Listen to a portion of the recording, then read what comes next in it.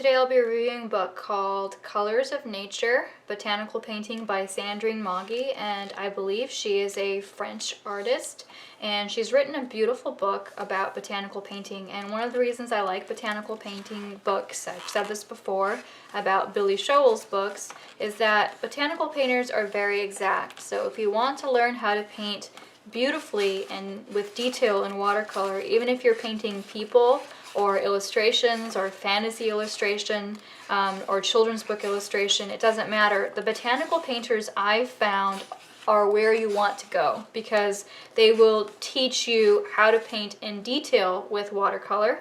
And this is something that you may not get with the looser books on watercolor. And one of the things that I find unique to her book, I've only seen this in one or two watercolor instruction books because usually this is an oil painting technique, is that she talks about doing an underwash in value for watercolor. And so you can see how, for example, here she's shown you how tonally she's put in the shadows, so you can see like a tonal value map of where she's going to put on green later.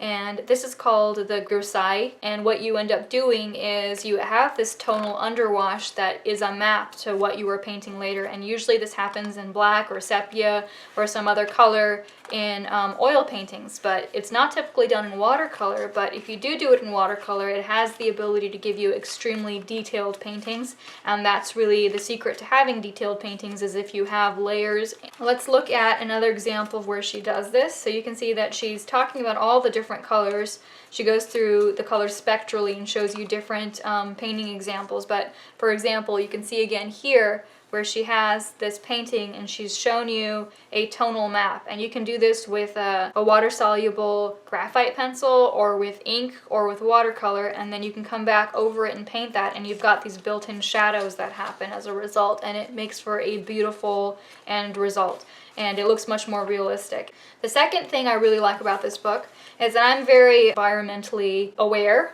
and to try to be good about what I use in the world, and one of the reasons I've told people before that I paint in watercolors, it's in comparison to oil painting or acrylic painting, it's very eco-friendly because it doesn't use turpentine or some kind of acrylic chemical binder. It's just water and gum arabic with some pigments. And so what's left is, what kind of pigments are you choosing? And her book is unique in that she actually shows which colors are not good colors to have if they are bad for the environment. And so she'll show you all the different colors that you can find, and then she'll tell you which of these colors are the colors that you should avoid.